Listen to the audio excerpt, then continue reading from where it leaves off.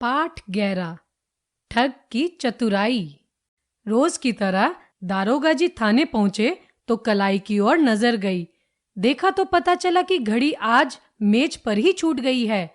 फरियाद की रिपोर्ट दर्ज करते करते उन्होंने हवलदार से कहा, घड़ी आज मेज पर ही छोड़ चला आया हूँ, जाकर ले आओ। थाने में एक ठग भी था। उसने दारोगा जी की बात सुन ली।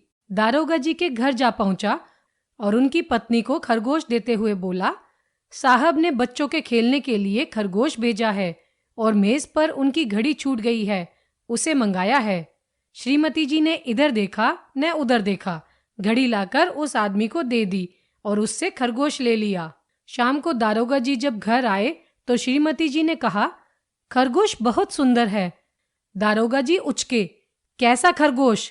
इधर आपका ही आदमी तो आया था, वह बच्चों के लिए एक खरगोश दे गया और घड़ी ले गया। श्रीमती जी ने उत्तर दिया। दारोगा साहब ने माथा पकड़ लिया और सोचा, भला ऐसा मेरे साथ भी हो सकता है।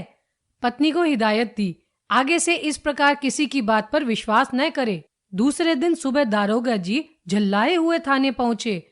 अपने सिपाहियों को बुलाकर कहा कि उस घड़ी ठग को पकड़कर मेरे सामने लाओ।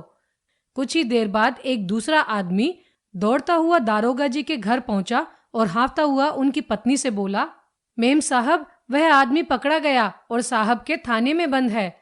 साहब ने मुझे भेजा है कि आपसे खरगोश लेकर आऊं। श्रीमती जी ने हंसी खुशी खरगोश लाकर उस आदमी को दे दिया और बोली, उस चोर की कस कर मरम्मत करवाना ताकि आगे से ऐसी हरकत ना करे।